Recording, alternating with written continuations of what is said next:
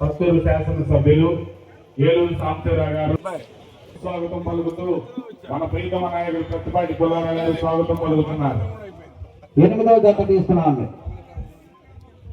8వ జత ఈ ఎడ్ల పందాల పోటీలు జరుగుతున్నాయి. వ్యవసాయ శాఖ మంత్రి వ్యవసాయ బడ్జెట్ ప్రవేశపెట్టిన మొట్టమొదటి మంత్రి మన పూర్వ మంత్రి వారిగా ప్రార్థిస్తున్నాము. జోహార్ ఎన్టీఆర్, జోహార్ అన్న ఎన్టీఆర్, అమర్ రహే, జోహార్ అన్న ఎన్టీఆర్, జోహార్ అన్న ఎన్టీఆర్, జోహార్ అన్న ఎన్టీఆర్. సాంబశివరావు గారికి తిరుపతి శాలువా కప్పి సన్మానించడం జరుగుతుంది. తేళ్ల సుబ్బారావు గారు, పేర్న వీరనారాయణ గారు, మన ప్రీతమ నాయకుడు ప్రతిపాటి పుల్లారావు గారు,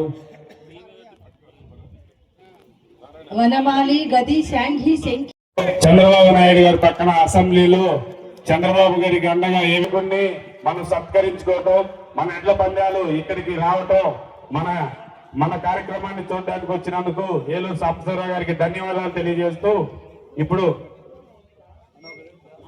జాతీయ స్థాయిలోనే ఉత్తమ శాసనసభ్యునిగా ఎన్నికయ్యారు.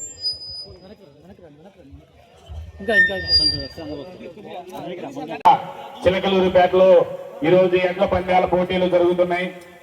చిలకలూరిపేటలో ప్రతిపాటి పుల్లారావు గారు ఏ కార్యక్రమం చేపట్టినా ఒక చరిత్ర అనే విధంగా తలపెట్టి ఆర్థిక వ్యవస్థనే మార్చిన మన ఒంగోలు గిత్తల రాజసం పౌరుషం సాహసం కార్యక్రమం. ప్రతిపాటి పుల్లారావు గారు అంటే ఒక ప్రత్యేక దృష్టి. ఏ కార్యక్రమం తలపెట్టినా విజయవంతంగా ముగిస్తాడు, విజయవంతం చేస్తాడనే ఒక నమ్మకం, దృఢ నమ్మకం ఉంది.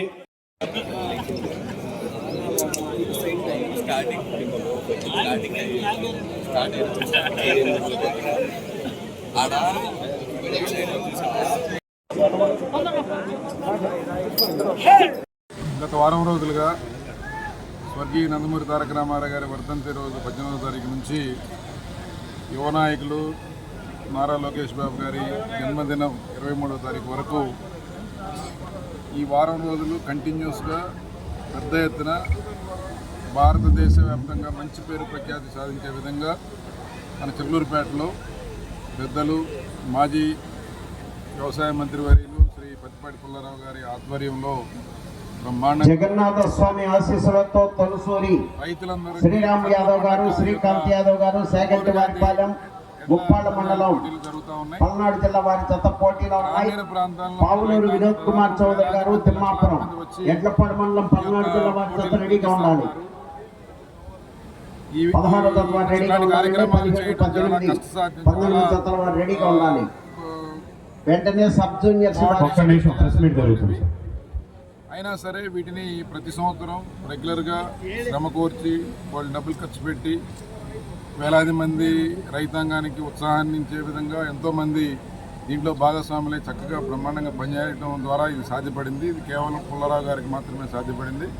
మనస్ఫూర్తిగా ఈ యొక్క టీంకి అలాగే వారికి ప్రత్యేక ధన్యవాదాలు రైతాంగం తరఫున తెలియజేస్తూ ఇలాంటి పోటీలు భవిష్యత్తులో కూడా రాష్ట్ర ప్రభుత్వం పెద్ద ఎత్తున రాష్ట్ర ప్రభుత్వమే దీన్ని ఒక స్టేట్ ఈవెంట్గా చేయడానికి పుల్లారావు గారు లాంటి పెద్దలు కూడా చొరవ తీసుకొని ముఖ్యమంత్రి గారితో మాట్లాడి వీటిని స్టేట్ ఈవెంట్ కింద చేస్తే కనుక ఇంకా బ్రహ్మాండంగా సక్సెస్ అయ్యే అవకాశం ఉంటుంది అని నా ఉద్దేశం.